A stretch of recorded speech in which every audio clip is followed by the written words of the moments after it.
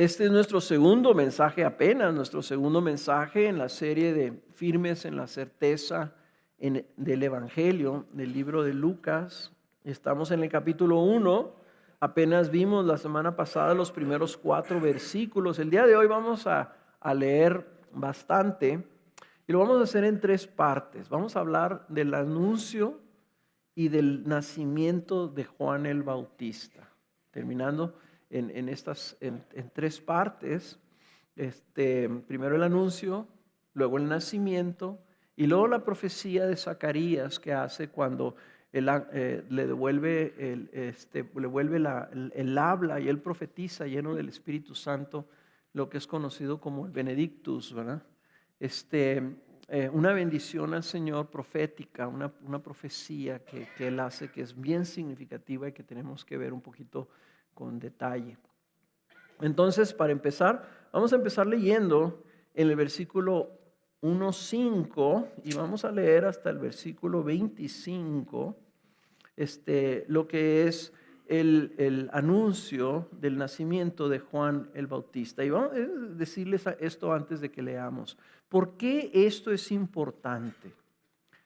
¿Por qué si Lucas dijo que iba a investigar todo desde el principio, cuidadosamente, está el anuncio de Juan el Bautista si nuestro personaje central es Cristo? ¿Verdad? ¿Por qué es importante esto para el Evangelio? ¿Y por qué Lucas cree que este suceso es importante para que tengamos certeza en el Evangelio? Esa es la pregunta que tenemos que contestar y creo que lo vamos a ver y espero que sea claro, ¿verdad?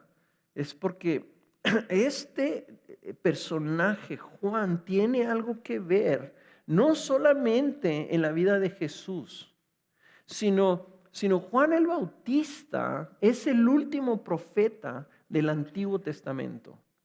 Es el último profeta antes de Cristo. Y él es el que conecta el Antiguo Testamento y todas sus profecías con el Nuevo Testamento y la vida de Jesucristo. ¿Ok? Y esto es bien importante para nosotros porque no solamente queremos afirmar nuestra fe en el Nuevo Testamento, sino en toda la Escritura. Y toda la Escritura está centrada en Jesús. Apunta a Jesús, surge de Jesús, afirma a Jesús, predice a Jesús, ¿verdad? Y explica a Jesús toda la Escritura, no nomás el Nuevo Testamento. Toda la palabra de Dios está inspirada en Dios. Entonces, vamos a empezar a leer aquí en 5 y recuerden esas preguntas. ¿Por qué es importante que nosotros sepamos estas cosas? ¿Y por qué Lucas considera esto importante para fortalecer nuestra fe? Dice el versículo 5. Hubo en los días de Herodes, rey de Judea, cierto sacerdote llamado Zacarías, del grupo de Abías, que tenía por mujer una de las hijas de Aarón que se llamaba Elisabet. Ambos eran justos delante de Dios y se conducían intachablemente en todos los mandamientos y preceptos del Señor. No tenían hijos porque Elisabet era estéril y ambos eran de edad avanzada. Pero aconteció que mientras Zacarías ejercía su ministerio sacerdotal delante de Dios, según el orden indicado a su grupo, conforme a la costumbre del sacerdocio, fue escogido por sorteo para entrar al templo del Señor y quemar incienso. Y toda la multitud del pueblo estaba fuera orando a la hora de la ofrenda del incienso. Y se le apareció un ángel del Señor de pie a la derecha del altar del incienso. Al verlo, Zacarías se turbó y el temor se apoderó de él.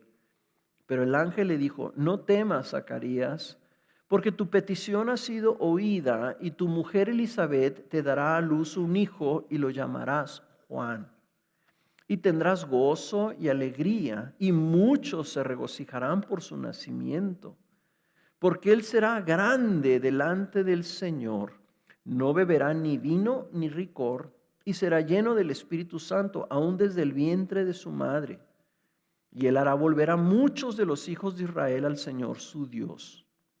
e irá delante de él en el espíritu y poder de Elías, para hacer volver los corazones de los padres a los hijos y a los desobedientes a la actitud de los justos, a fin de preparar para el Señor un pueblo bien dispuesto. Entonces Zacarías dijo al ángel: ¿cómo podré saber esto? Porque yo soy anciano y mi mujer es de edad avanzada. Respondiendo el ángel le dijo: yo soy Gabriel, que estoy en la presencia de Dios y he sido enviado para hablarte y anunciarte estas buenas nuevas. Y aquí te quedarás mudo y no podrás hablar hasta el día en que todo esto acontezca, por cuanto no creíste mis palabras, las cuales se cumplirán a su debido tiempo. Y el pueblo estaba esperando a Zacarías y se extrañaba de su tardanza en el templo, pero cuando salió no podía hablarles y se dieron cuenta de que había visto una visión en el templo y él les hablaba por señas y permanecía mudo. Y cuando se cumplieron los días de su servicio sacerdotal, regresó a su casa. Y después de estos días, Elizabeth, su mujer, concibió y se recluyó por 5 meses diciendo: así ha obrado el Señor conmigo en los días en que se dignó mirarme para quitar mi afrenta de entre los hombres. Bueno, vamos a ver cuidadosamente este relato. Es una narración bien interesante y es importante notar los detalles, ¿ok? Y conocer un poquito el contexto de cómo está sucediendo esto. Primero que nada, Lucas nos empieza hablando de un tiempo específico. Dice: en los días de Herodes, el rey de Judea. Nos está poniendo esto para que tengamos nosotros un dato histórico que nos va a decir la fecha de cuándo está ocurriendo esto. Cuando menos la temporada, los años en que fue Herodes rey de Judea, ¿verdad? Donde lo podemos nosotros localizar. La otra cosa que tenemos que ver, ¿verdad?, es el contexto religioso de lo que está sucediendo aquí. Esto que está escribiendo, que está haciendo Zacarías, viene estipulado en los libros del Antiguo Testamento, de cómo los sacerdotes, cómo el rey David designó sacerdotes para que fueran por familias sorteadas. Ya no me acuerdo cuántos miles eran, ¿verdad?, estos sacerdotes que se sorteaban y estaban cada 2 semanas o cada semana le tocaba un diferente grupo de sacerdotes, y luego de ese grupo de sacerdotes hacían un sorteo para las diferentes labores que tenían que hacer en el templo. Es un ritual religioso donde la gente estaba continuamente yendo al templo. Este es el templo que nosotros vimos, los muros del patio del templo ahora que está en Jerusalén, todavía está existente. El papá de Herodes es el que construyó ese templo. Entonces no estamos hablando de un cuento, ¿verdad? Estamos hablando de un momento histórico, de un lugar específico, de unas piedras que nosotros literalmente tocamos. Entonces, ahí estaba la gente en ese gran patio, y en el centro del patio estaba el templo. A Zacarías le tocaba por sorteo ofrecer el incienso. Y dense cuenta que Zacarías era un sacerdote. Eso ya en sí lo distinguía. Él estaba sostenido por los diezmos de la gente en su sustento. Su esposa era descendiente de Aarón, el primer sacerdote, el hermano de Moisés. Los dos eran de la tribu de Leví. Los dos eran una familia. Era un gran honor para un sacerdote casarse con un descendiente de Aarón. Y esta era su mujer Elizabeth, ¿verdad? Ellos eran de linaje sacerdotal. Y el hijo, o sea, por ser hijo de ambos, iba a estar designado también como un sacerdote dentro de la tradición judía. O sea, ser sacerdote era que estabas escogido y apartado para el servicio de Dios. Igual como lo fue el profeta Samuel. Ok, la ocasión era extraordinaria. de los cientos de sacerdotes que eran sorteados, la gran mayoría de ellos nunca en toda su vida les iba a tocar el privilegio supremo. No había mayor privilegio para un sacerdote normal que ofrecer el incienso delante del altar del Señor. Ellos literalmente estaban parados delante del altar. Atrás del altar estaban las cortinas que los separaban, ya nomás una cortina del lugar santísimo donde el sumo sacerdote entraba nomás una vez al año.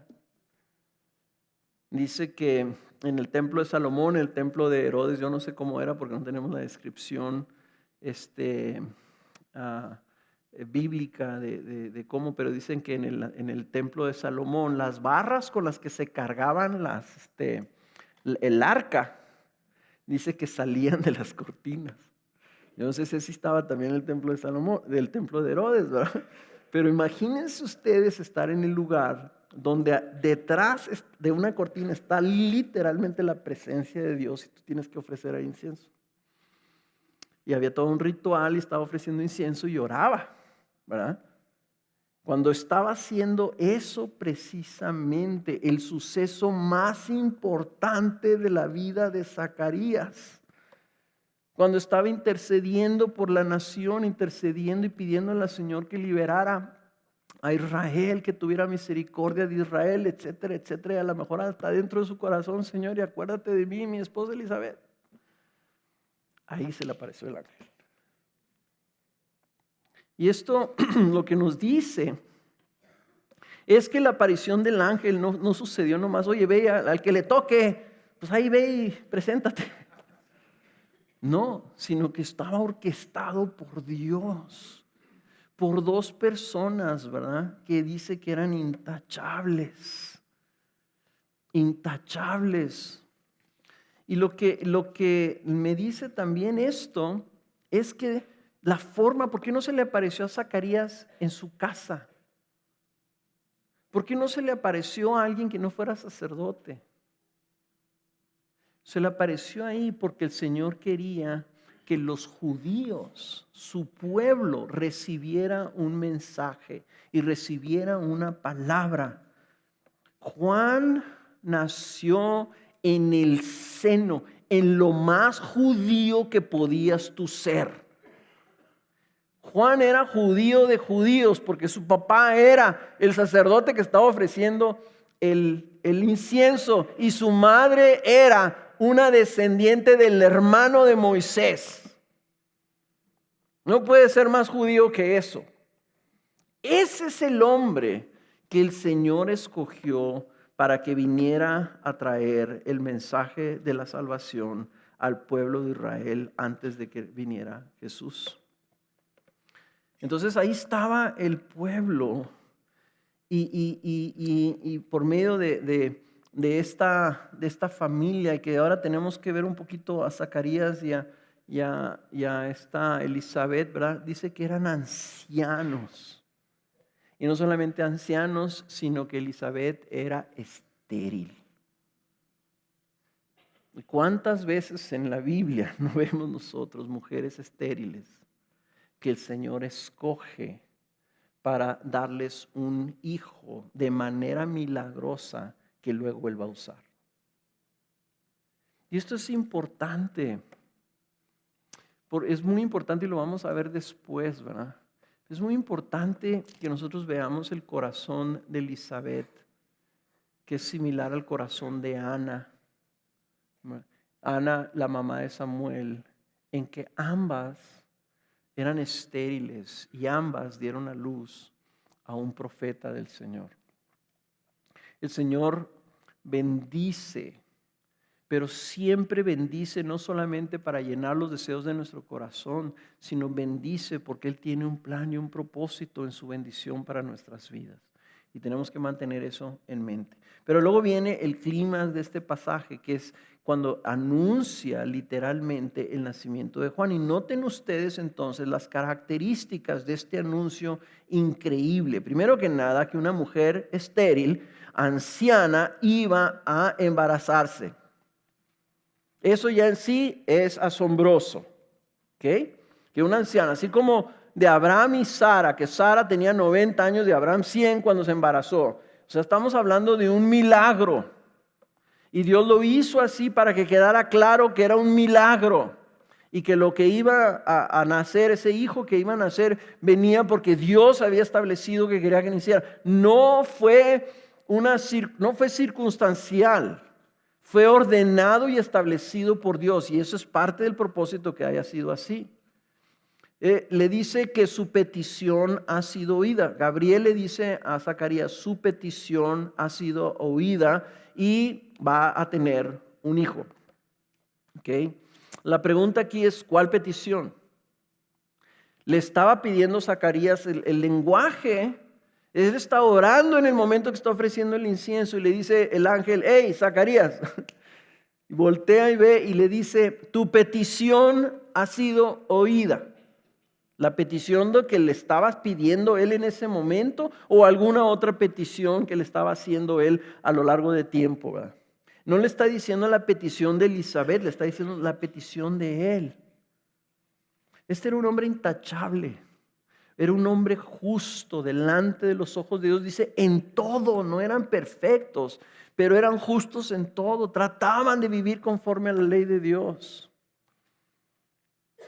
Entonces yo quiero creer que más que él estarle pidiendo un hijo, que tal vez su esposa sí se lo pedía al Señor, porque era una afrenta, dice Elizabeth, no tener hijos, especialmente si eres de una familia sacerdotal.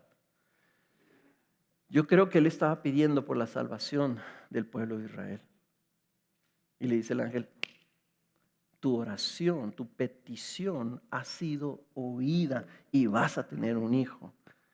Dice, y la respuesta es esta, dice, porque él va a ser grande delante del Señor. Era la respuesta a una petición y él entonces le dice que va a ser grande delante del Señor. Este niño iba a ser especial.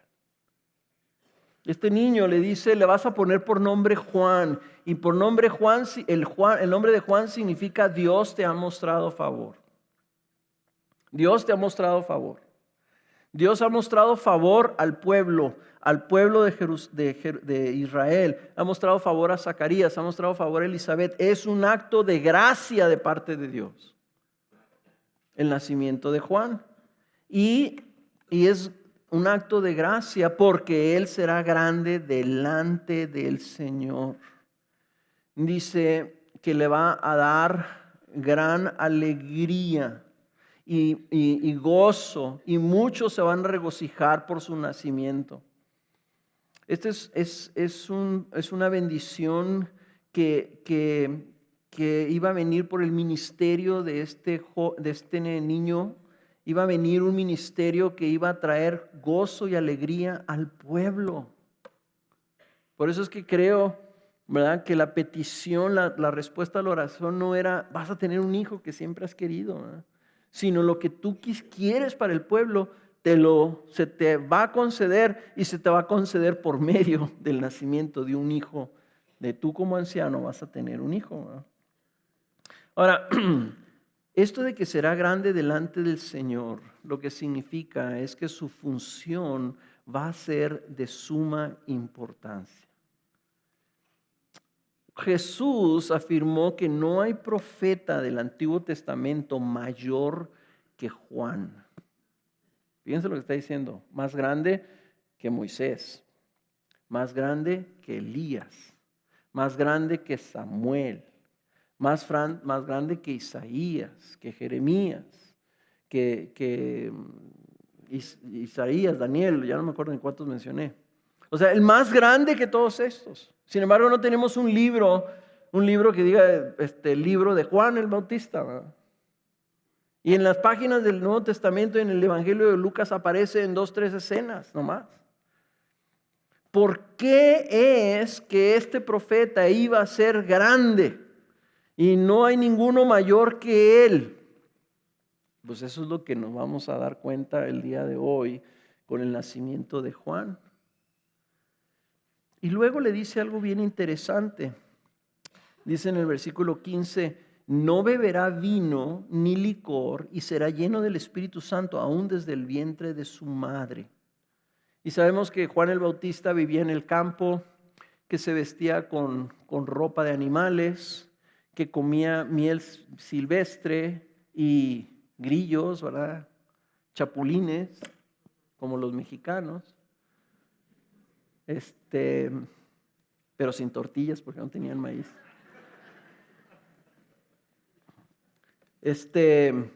¿Por qué estaba haciendo eso? Cuando hace la mención que no beberá ni vino ni licor, está hablando de que iba a ser nazareo, así como Sansón. Eran niños que eran apartados para el servicio del Señor, que eran exclusivos del Señor. No se cortaban el pelo, ¿verdad? Vivían apartados buscando de Dios, como lo fue Elías. Y entonces estaban llenos del poder de Dios para llevar a cabo la función que el Señor les daba. Y inclusive, noten esto, dice, será lleno del Espíritu Santo. Esto, hermanos, no tiene precedentes en la Escritura. Es la primera persona que se dice que va a ser lleno del Espíritu Santo en la Biblia. Desde su nacimiento, del vientre de su madre. Y no solamente eso, sino que luego dice que su mamá, cuando María, madre de Jesús, fue a visitarla, dice que fue llena del Espíritu Santo. Y luego dice su papá, cuando le pusieron Juan al niño, dice que fue lleno del Espíritu Santo. Algo está pasando aquí ya. Ven ustedes que ya está viniendo la conexión entre un profeta del Antiguo Testamento, pero ya inaugurando una nueva era, la era del Espíritu, la era de Jesús, la era de la gracia, del pacto, un pacto nuevo que va a venir. Algo está pasando aquí con este niño. Dice, y él va a vivir como Elías, a servir al Señor de una manera muy importante.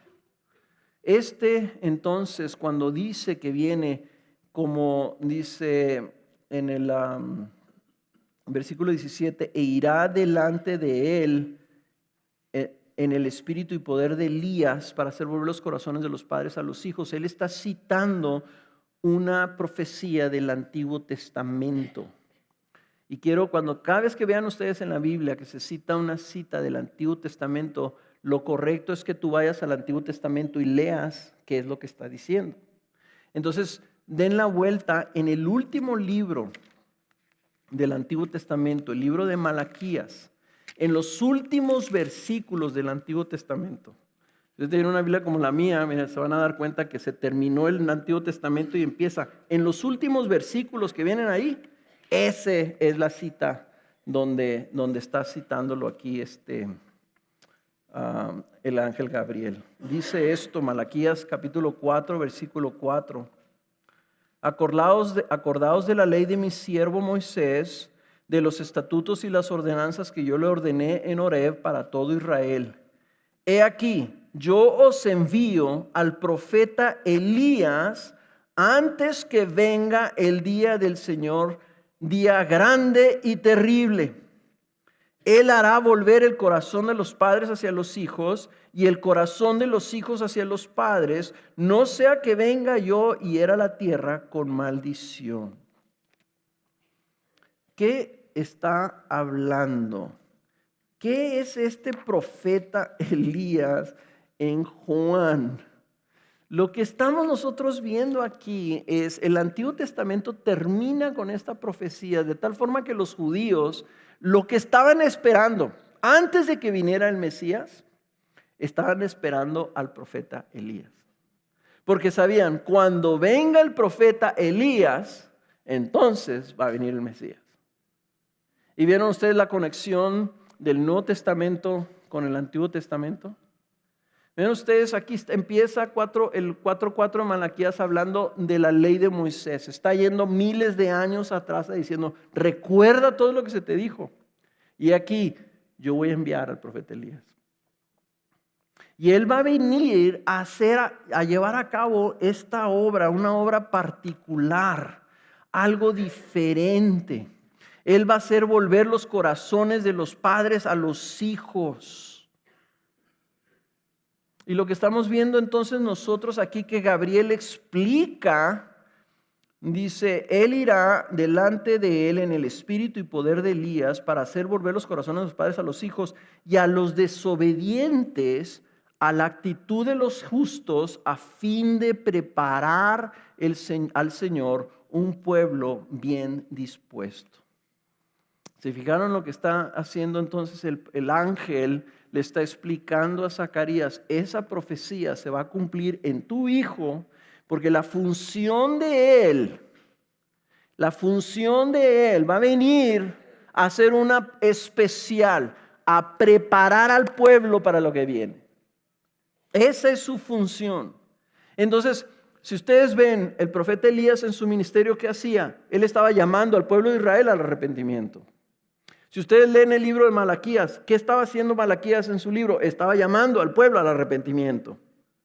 Y cuando vemos nosotros el ministerio de Juan, ¿qué estuvo haciendo Juan el Bautista en su ministerio? Llamando a la gente al arrepentimiento.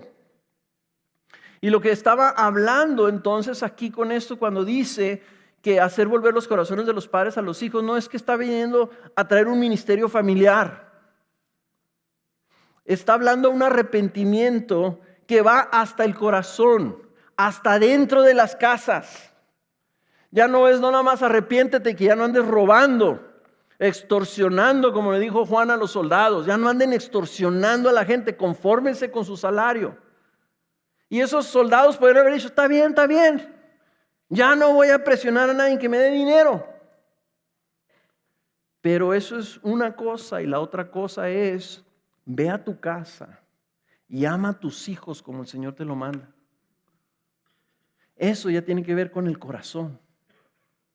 Y la promesa del pacto, del nuevo pacto de la gracia en Cristo Jesús, el Evangelio, hermanos, viene a ser una obra de transformación a nuestras vidas. No nomás de comportamiento, sino interno. Nos cambia, nos transforma de tal forma que donde hay conflicto, y ustedes saben que los conflictos a veces entre los padres y los hijos son los conflictos más duros. Los conflictos entre los esposos, los conflictos entre la gente que está más cerca de uno, son los más difíciles de resolver. Pero el Espíritu Santo va a venir a hacer una obra por medio del Evangelio que va a reconciliar hasta los más difíciles de reconciliar. Porque eso no es comportamiento. Eso es algo que tiene que venir de adentro para afuera. Y dice que el ministerio de Juan, de alguna forma, va a inaugurar una obra restaurativa de Dios que es diferente a lo que antes había sucedido. A lo que antes que no podía la gente cumplir. Y dice, y Él va a preparar para el Señor un pueblo bien dispuesto. ¿Cómo? Haciendo que los desobedientes tengan una actitud de justos. El niño era la respuesta a la petición de Zacarías, porque la respuesta es, Señor, líbranos, ayúdanos. Él venía para que la gente estuviera dispuesta a recibir a Jesús. Por eso es que iba a haber mucha alegría. Por eso es que esto iban a ser buenas noticias, porque venía algo nuevo. ¿Qué más alegría debería haber provocado el nacimiento de Jesucristo? Más alegría que el nacimiento de Juan. El problema, hermanos, es que desgraciadamente no hubo alegría en la mayoría de la gente, ¿verdad?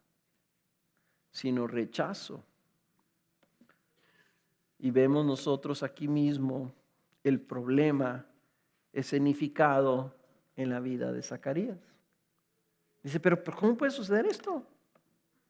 Esto no tiene sentido.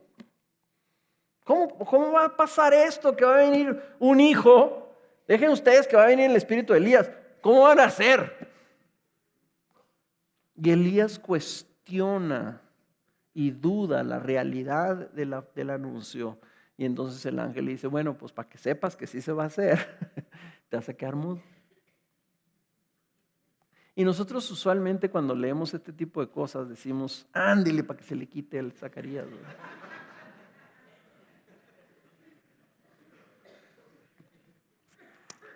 Pero saben una cosa, Dios en su bondad, ¿verdad? Este hombre justo, lo que está mostrando es la debilidad que tenemos todos nosotros a creer en la extraordinaria grandeza de la gracia de Dios en el Evangelio. Estaba recibiendo un anuncio que iba a transformar el mundo entero. Y él estaba pensando en las circunstancias. Y nosotros también, yo te puedo estar anunciando que Cristo Jesús vino a salvar a los pecadores y vino a transformar el mundo entero. Y tú puedes estar pensando en las circunstancias. No, pero mi trabajo. No, pero si tengo broncas familiares.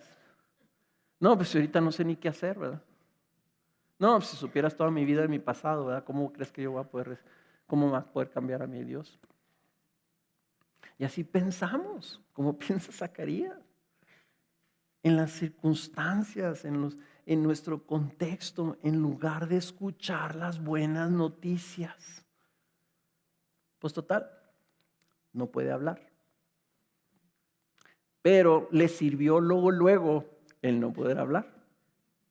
Porque regresó a su casa, de alguna manera le explicó a la señora, yo no sé si sabía escribir, Zacarías probablemente si era sacerdote sabía escribir algo. Yo no sé si le escribió ahí en la tierra a su señora, te tengo buenas noticias, así que prepárate. ¿Okay? Pero este ancianito embarazó a su mujer. O sea que sí le sirvió la mudez. Una obra de gracia, ¿verdad?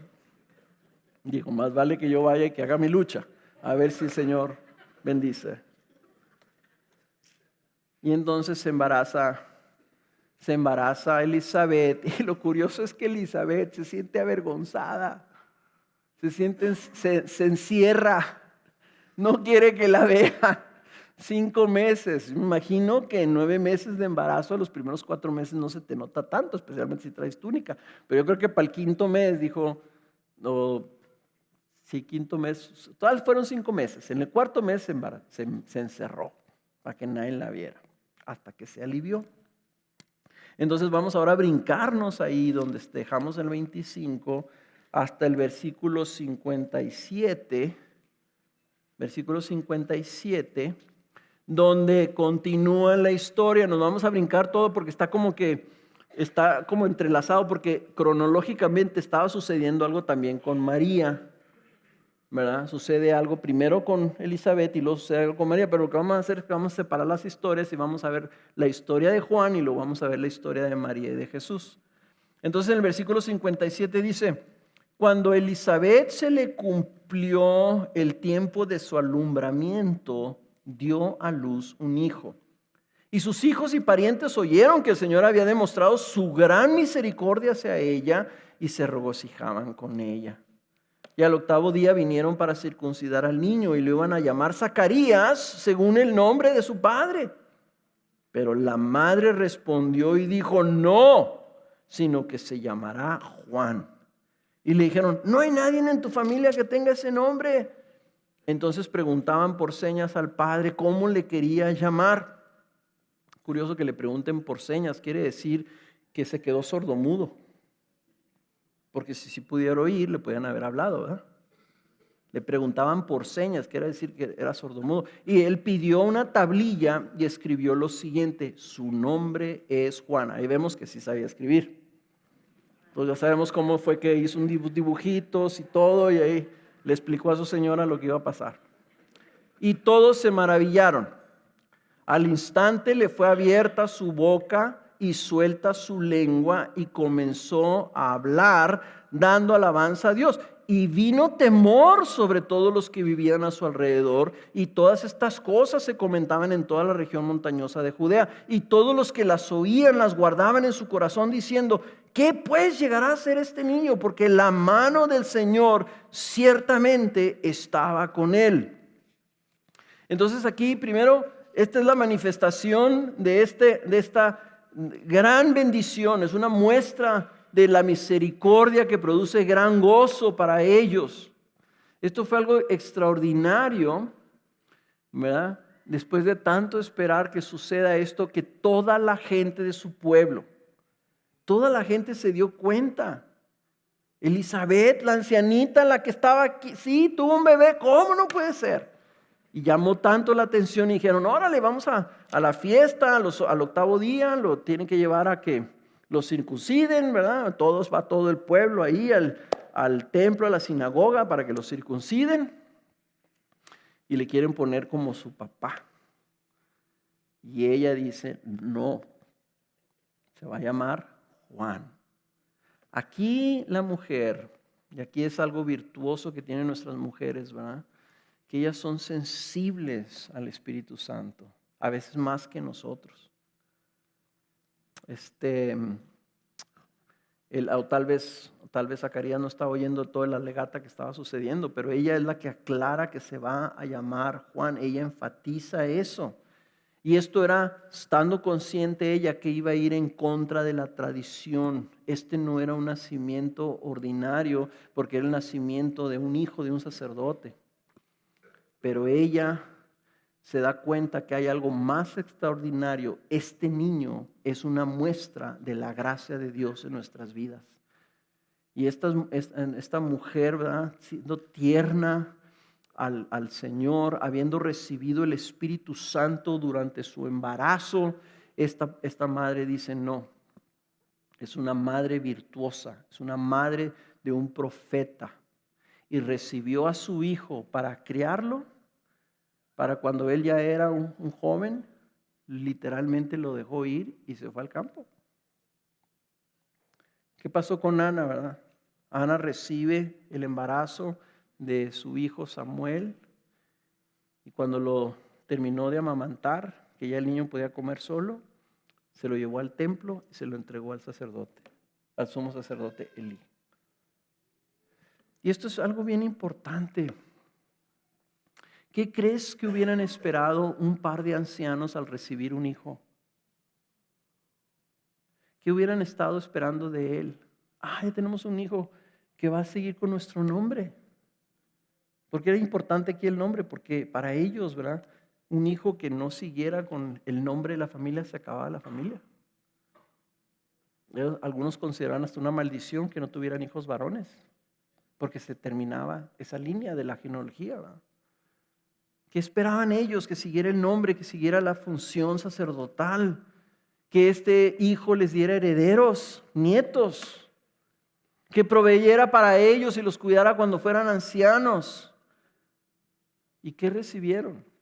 Un hijo, pero un hijo llamado para servir al Señor.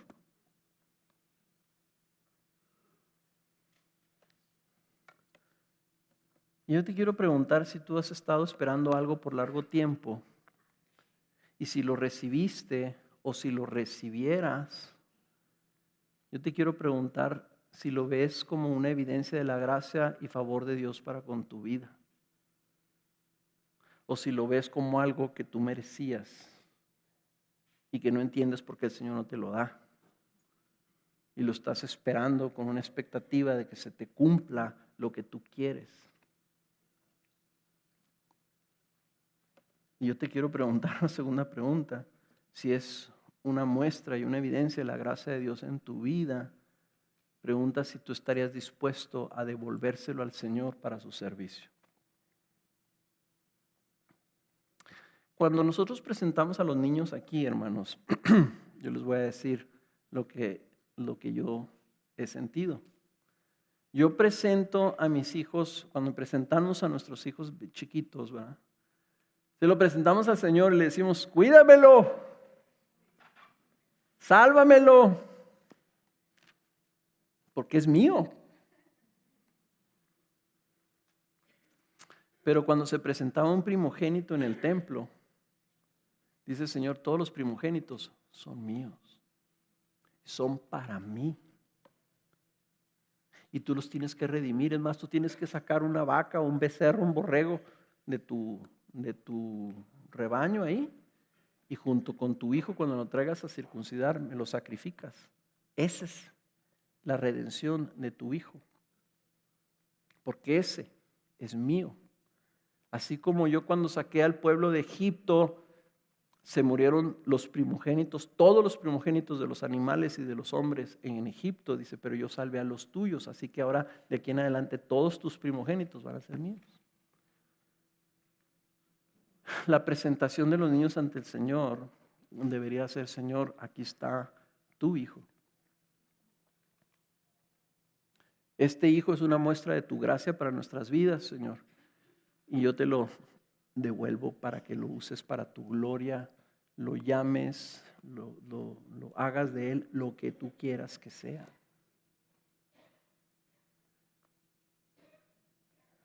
Yo le doy gracias a Dios que cuando yo le dije a mi padre que yo quería dejar el mundo de los negocios, el mundo de la construcción, para servir al Señor tiempo completo, dijo, está bien.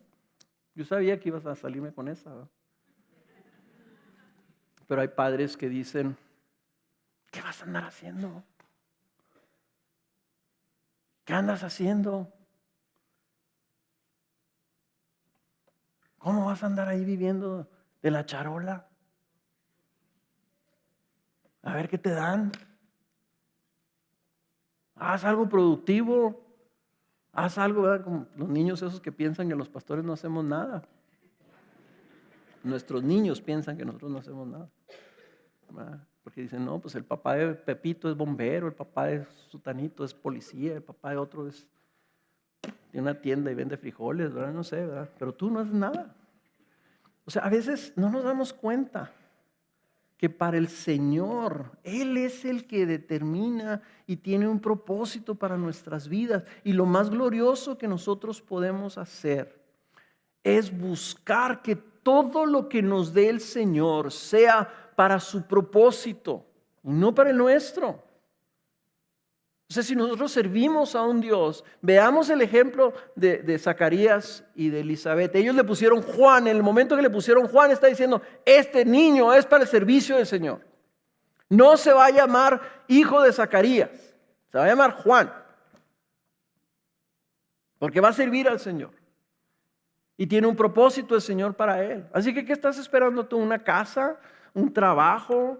¿Una familia? ¿Un esposo? ¿Una esposa? ¿Niños? O sea, no sé qué estás esperando. Pero la pregunta que te tienes que hacer, creo que el día de hoy, es, ok, ¿para qué lo quiero? ¿Lo quiero para mí? ¿O lo que quiero es que el propósito salvador, el plan redentor del Señor, venga al mundo perdido? Yo creo que eso es algo que no debemos de pasar por adelante esto, ¿verdad? El nombre de Juan para Zacarías representaba no solamente favor de Dios de tener un hijo, sino la esperanza de un nuevo día para el Israel oprimido. Y vemos que el Señor, por medio de hacer este nacimiento milagroso, por medio de la mudez de Zacarías, lo que hace es que el Señor, en todo está el Señor, lo que hace es que provoca entre la gente temor a Dios. Y empiezan a ver ese niño y ¿qué va a hacer de este niño? Empieza desde su nacimiento la gente a poner los ojos en Juan. ¿Por qué está esto en la Biblia, hermanos? Para que nosotros vemos. El Espíritu Santo quiere que notemos que detrás de todos estos sucesos está la mano soberana de Dios llevando a cabo su plan de salvación para el mundo. Y entonces eso nos debe llevar a pensar que todo lo que está sucediendo en nuestras vidas, Dios tiene su mano soberana en ello para llevar a cabo su plan de salvación en el mundo. Esa es la cosa que tenemos que preguntarnos. ¿Por qué? ¿Qué estoy haciendo yo en el mundo? ¿Cuál es mi propósito? Pues nuestro propósito, cualquiera que sea, no es ser arquitecto, no es ser pintor, no es ser comerciante. El propósito, si Dios te ha llamado a ti, se ha mostrado gracia sobre tu vida y te ha llamado, tu vida tiene un propósito supremo: ser un instrumento, ser útil para el plan redentor de salvación del Señor. Y te lo puedo decir con plena seguridad, porque eso es lo que vino a hacer Jesús. Y todo el universo, por orden divina, está apuntando a ese mismo propósito. Si tú existes por la gracia de Dios, si conoces al Señor por la gracia de Dios, tienes su espíritu por la gracia de Dios, hay una sola cosa que Dios está tratando de hacer: tener misericordia de un mundo rebelde en tinieblas que se apartó de Él por causa del pecado. Y tú y yo somos, de alguna forma, granitos de arena en ese plan. Por último, la profecía de Zacarías, versículo 67. Y dice: y su padre Zacarías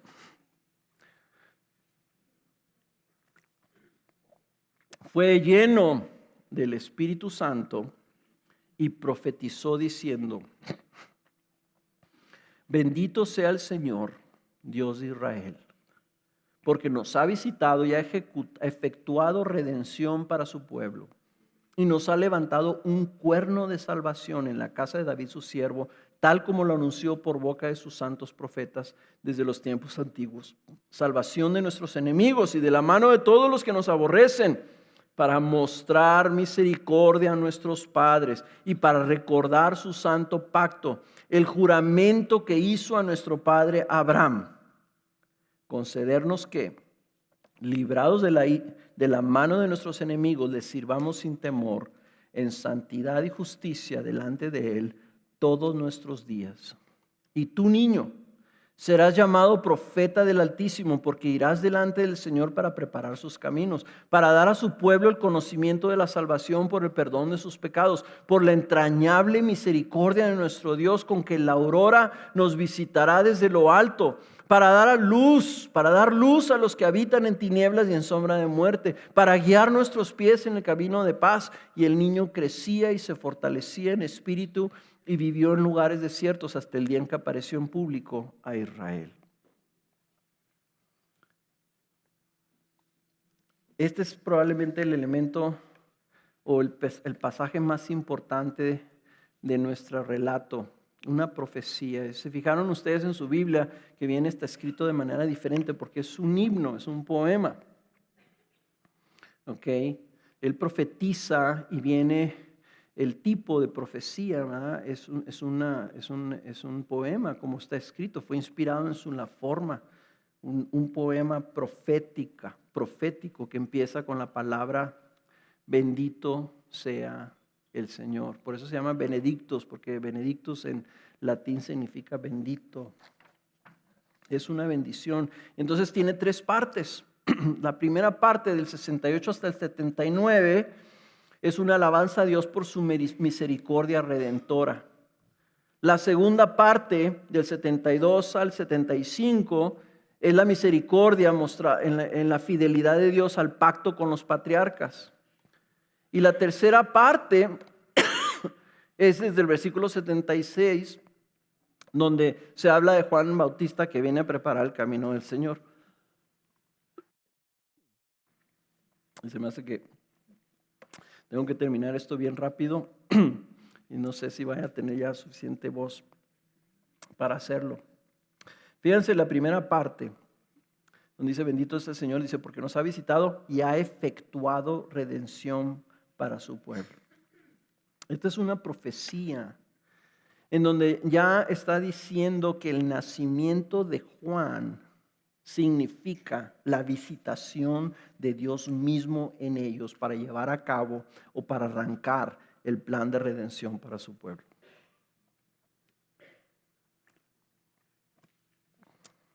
¿Cómo se arranca ese plan?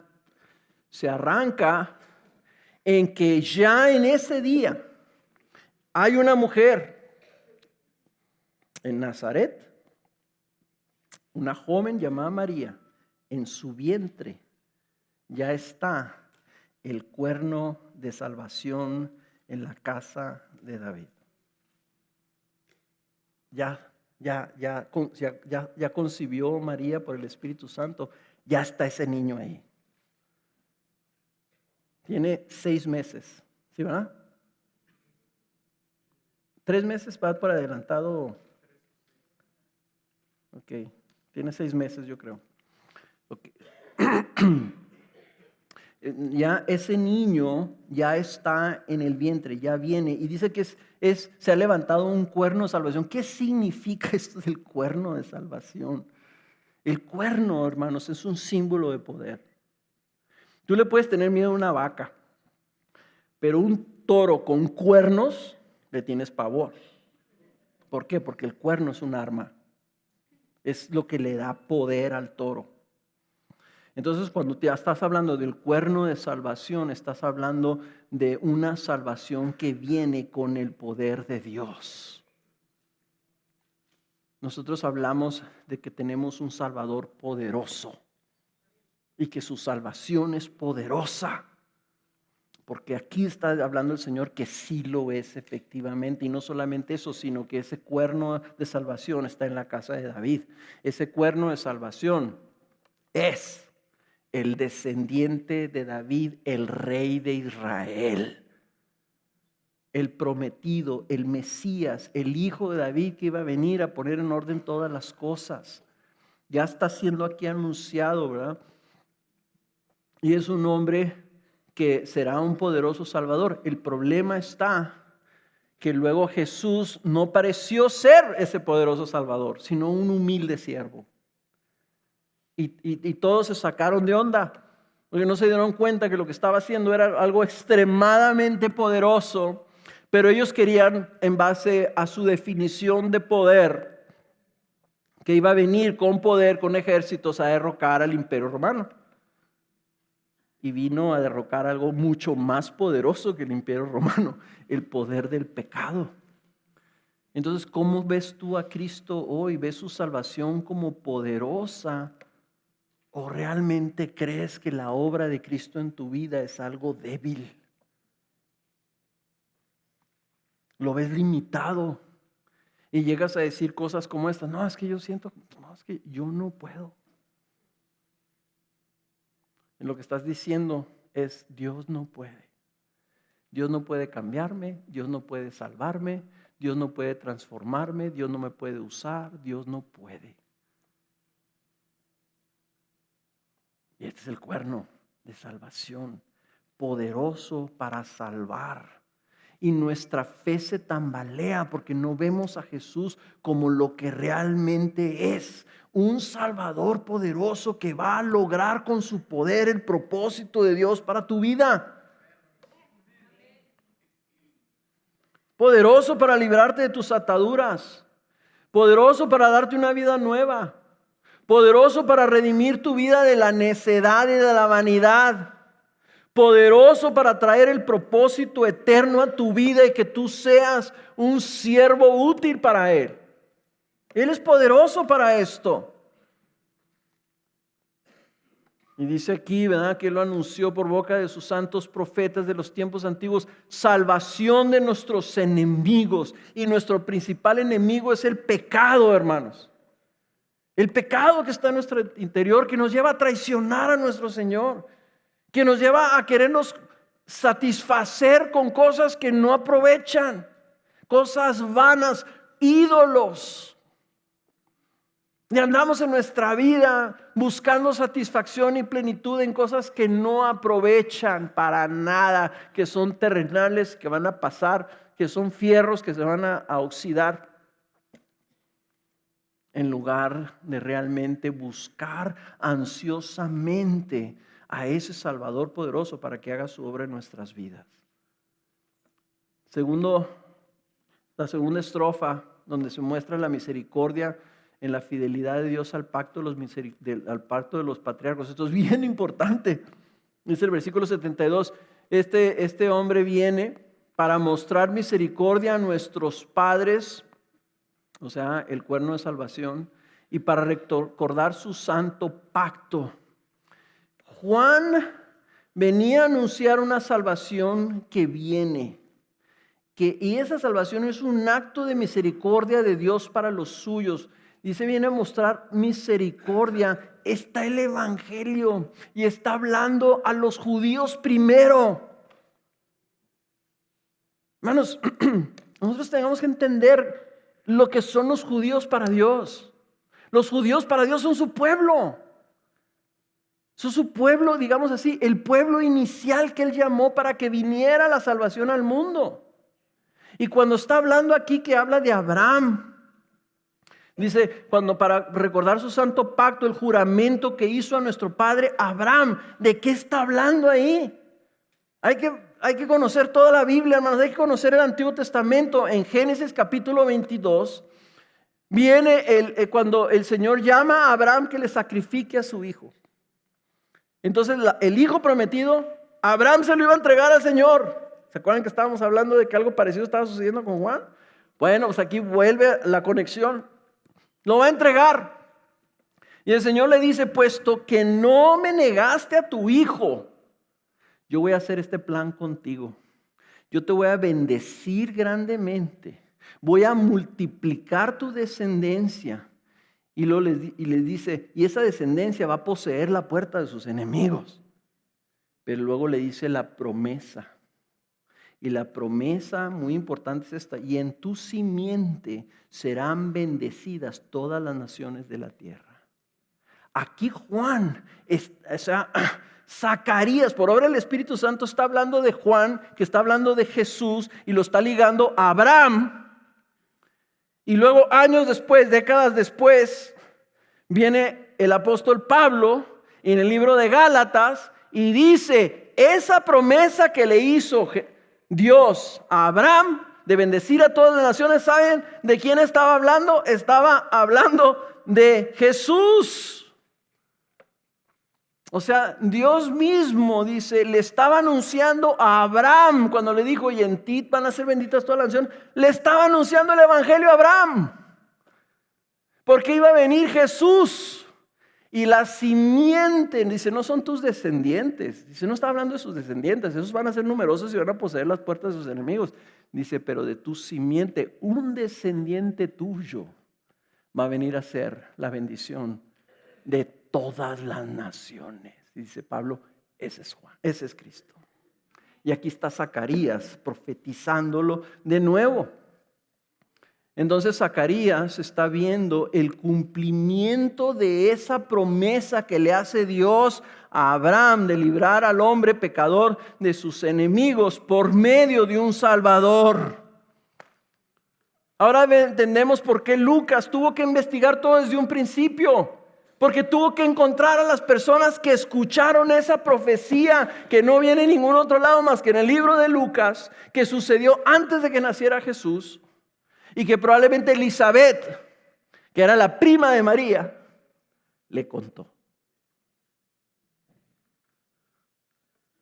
Y esto viene y nos afirma a nosotros saber el plan de Jesús, el plan redentor del Señor, el nacimiento de Juan el Bautista.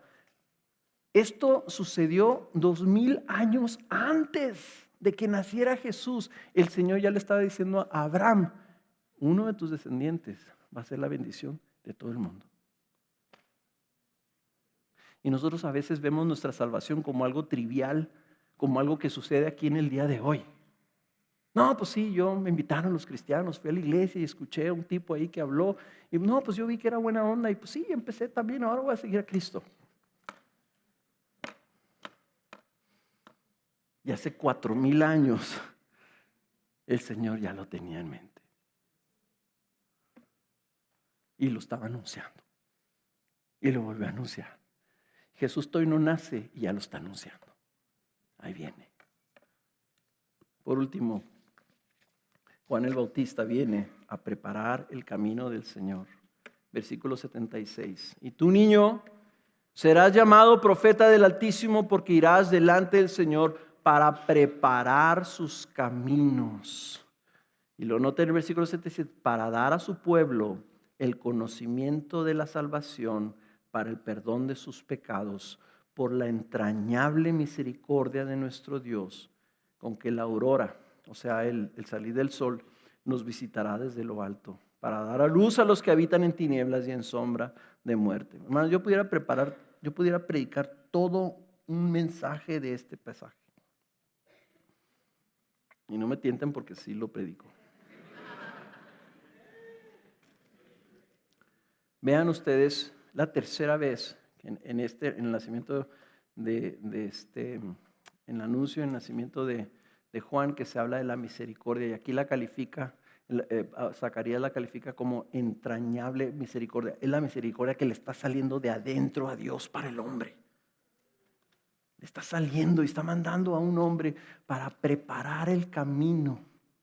Y otra vez, ahí en mi Biblia viene eso en mayúsculas, y cada vez que viene en mi Biblia en mayúsculas quiere decir que viene del Antiguo Testamento. Otra vez en el libro de Malaquías. No lo busquen, aquí lo van a poner. Malaquías capítulo 3, versículo 1. Dice: he aquí yo envío a mi mensajero y él preparará el camino delante de mí. Y vendrá de repente a su templo el Señor a quien vosotros buscáis, y el mensajero del pacto en quien vosotros os complacéis. Aquí viene, dice el Señor de los ejércitos, pero ¿quién podrá soportar el día de su venida? ¿Y quién podrá mantenerse de pie cuando Él aparezca? Porque Él es como fuego de fundidor y como jabón de lavanderos. ¿Cómo va a preparar Juan el camino del Señor? Dice, dando a conocer al pueblo el conocimiento de la salvación por el perdón de sus pecados. Ahí está la clave. Lo que venía a hacer Juan, cuando él predicaba a la gente, Juan lo que estaba haciendo es señalar el problema. Le estaba diciendo a la gente, el problema es el pecado. El problema es que todos estamos llenos de esta cosa. Y mientras el pueblo les decía, mira, tú estás extorsionando a la gente, tú estás haciendo barbaridad y media, y tú estás en adulterio, y tú estás robándole a las personas, etcétera, etcétera. Y le estaba diciendo para que la gente se diera cuenta y viniera la primera bendición de Dios al no creyente, que es la convicción de su necesidad. Juan no estaba llamando a que cambiaran su comportamiento cuando le dice a los soldados, ya no extorsiones más.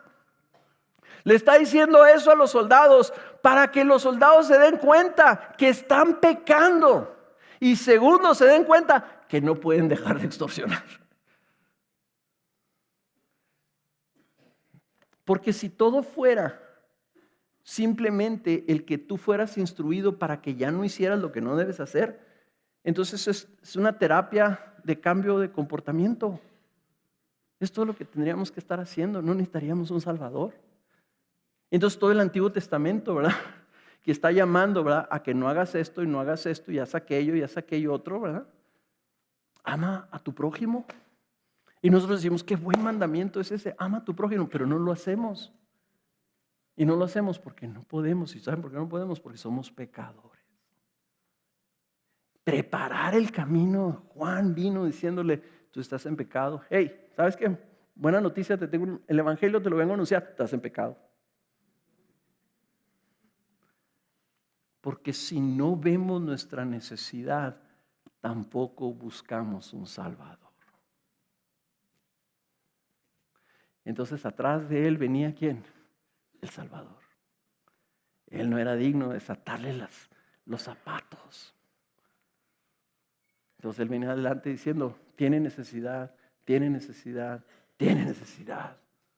Arrepiéntanse de sus pecados. El arrepentimiento, hermanos, el arrepentimiento muchas veces es malentendido, ¿verdad? Porque el arrepentimiento no es la tristeza o la pena de tu pecado. El arrepentimiento es la respuesta de aquel que al darse cuenta de su estado de pecado se vuelve de ellos hacia un Salvador. El arrepentimiento es que ante darte cuenta que tienes una necesidad, tú buscas a Cristo y le dices, Señor, sálvame. Ese es el arrepentimiento, que vayas a Jesús. Y sabes una cosa, lo tenemos que hacer continuamente. Porque en su bondad el Espíritu Santo está trayendo esa convicción continuamente en nuestras vidas. Y no lo trae para que nosotros digamos, tengo que cambiar, tengo que ser mejor persona. Lo trae para que nosotros digamos, Señor, te necesito a ti, Salvador. Tú viniste a destruir el pecado. Destrúyelo en mi vida. Haz tu obra en mí. Sálvame de esto. Sálvame de estos enemigos poderosos que tengo viviendo adentro de mi corazón. Ese es el Evangelio. El Evangelio es Cristo. El Evangelio no es pórtate bien. Eso dejémoslos para esas otras religiones que eso es lo que promueven. Nosotros predicamos a Cristo como nuestro Salvador. La respuesta al pecado no es que te sientas mal y trates de corregirlo, es que vayas a Cristo como tu Salvador. Ahora, el último punto, ya se me pasó todo un chorro de tiempo, pero no puedo no decirles esto, hermanos. Dice Malaquías que tenía que venir este profeta a anunciar un camino, a preparar un camino, porque Dios iba a venir a su templo. Y Jesús señaló el templo no como ese edificio donde estaban ofreciendo sacrificios, dijo, este es el templo. Dijo, destruyan este templo y en 3 días lo voy a reedificar. Porque ahí estaba la presencia de Dios en Cristo Jesús. Dice, pero si viene, ¿cómo puede ser? ¿Quién podrá soportar el día de su venida? Si todos somos pecadores y viene Dios, ¿qué vamos a hacer? Y ahí está el Evangelio. Porque Juan venía anunciando uno que bautiza con fuego, dice. Así como lo dice Malaquías. Dice uno que viene con fuego, es un fuego que consume y purifica. Dice, pero viene precisamente no como el Mesías en llama de fuego, con una espada de fuego saliéndole de la boca, sino viene como un humilde siervo a dar su vida en una cruz para librarte a ti de tus pecados. Ese es el Evangelio. Y por eso es que tenía que venir Juan, y por eso es que Juan fue el más grande. Porque todo lo que los profetas anteriormente habían dicho, ninguno se le concedió que se diera cuenta cómo iba a ser el plan redentor de Dios. Cómo era que él podía ver al Cristo y decía, ¿este es el Mesías? El Cristo que le está diciendo, bautízame, sí. ¿Tú cómo crees que te voy a bautizar? Tú bautízame, así es necesario que yo venga como uno que se tiene que bautizar. Yo vengo como tú, a ser igual que tú, pero bien. Yo vengo tomando la forma de hombre y haciendo todo lo que a los hombres se les requiere hacer. Juan, bautízame. Y Juan dijo, no puede ser. La llama de fuego que viene a consumir está aquí en este río sucio y yo le tengo que echar agua. Y digo, ese es el Cordero de Dios. Ese es el que los bautiza con el Espíritu Santo y con fuego. Hermanos, yo no sé ustedes, pero al ver este pasaje y estudiar este pasaje esta semana, yo he tenido que recordar mi salvación y darle gracias a Dios por mi salvación. Yo te quiero preguntar si ya tu salvación dejó de ser asombrosa para ti. Porque si es, para eso está aquí Juan, para eso está aquí Lucas, perdón. Para que vuelva a ser asombroso lo que Dios hizo en el Evangelio. Para que vuelvas tú a darle gracias a Dios por el perdón de tus pecados, porque no vino el Señor, no bajó el Señor del cielo en carros de fuego para consumirte en tu pecado, bajó en la forma de un niño envuelto en pañales para que tú lo pudieras conocer, ver, recibir y recibieras el perdón de pecados por lo que Él vino a hacer.